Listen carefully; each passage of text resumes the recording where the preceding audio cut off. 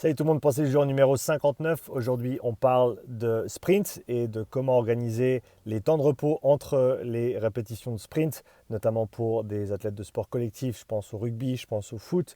Il y a une question qui m'est venue sur Twitter, Neil, qui m'a demandé comment est-ce que j'organisais mes séances ou mes temps de repos entre les phases de sprint sur un sport collectif. Est-ce que j'utilisais par exemple des temps de repos variables pour on va dire se rapprocher un petit peu plus du sport et des demandes du sport, étant donné qu'on sait qu'on ne va pas pouvoir contrôler les temps de travail et les temps de repos sur un terrain de rugby. Par contre, si on peut orienter notre protocole d'entraînement ou notre structure d'entraînement pour refléter au plus près les demandes du sport, ça va être bien sûr plus intéressant pour l'athlète.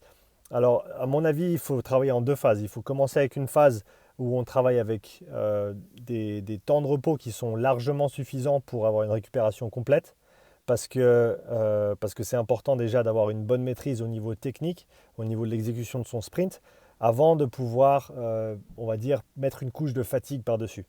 D'accord? Donc il faut commencer par vraiment bien contrôler son mouvement, pouvoir exécuter plusieurs répétitions de suite avec un temps de repos ample, de manière correcte, de manière efficiente, de manière juste. Et ensuite, on peut commencer à jouer un petit peu avec les temps de repos.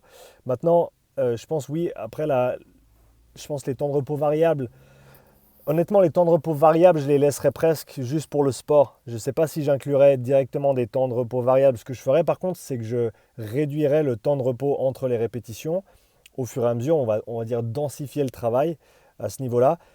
Par contre, et oui, pourquoi pas, on pourrait avoir des temps de repos qui sont un petit peu différents.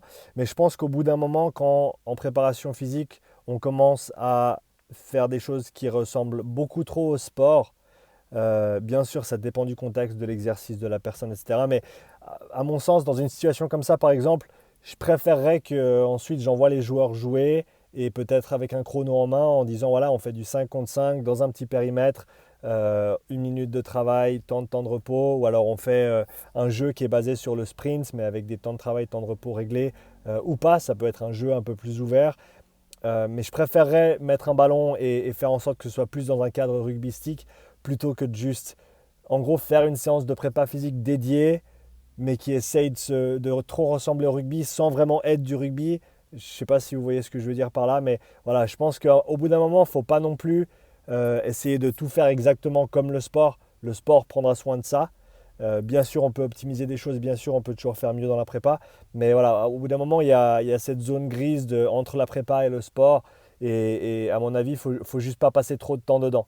D'accord? Il y a le sport d'un côté, il y a la prépa dédiée de l'autre. Et bien sûr, il faut qu'il y ait un lien et un transfert. Mais il ne faut pas non plus faire en sorte que tout ressemble exactement au sport dans la prépa. Il faut vraiment, on va dire, optimiser le temps de travail déjà. Faire en sorte que les rendus moteurs en termes de performance soient maximaux.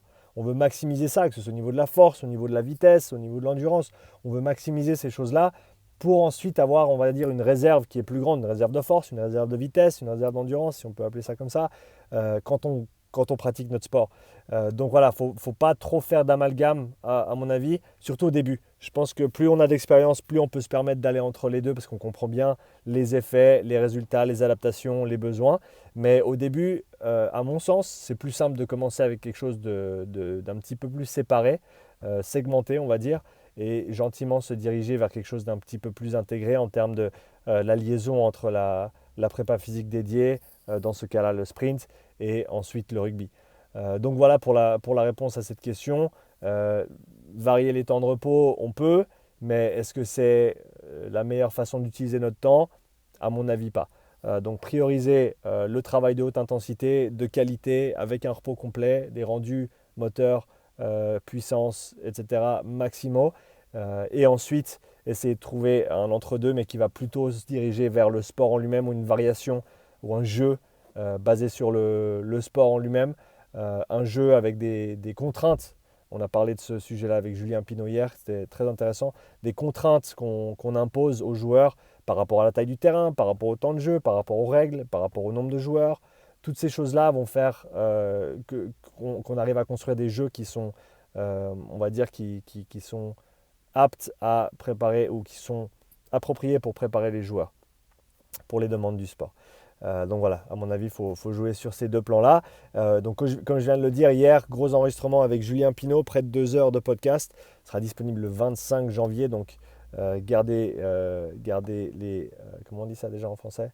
Keep your eyes peeled. C'est ce qu'on dit en anglais, mais en français, je ne me rappelle plus comment on dit ça. Gardez vos yeux bien ouverts. Voilà, pour la publication de ce podcast.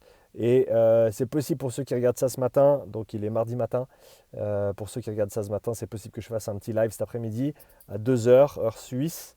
On verra si j'arrive à le placer. Mais en tout cas, je vais essayer. Merci d'avoir regardé. Petit commentaire, comme d'habitude, merci beaucoup. Et puis à bientôt pour la prochaine.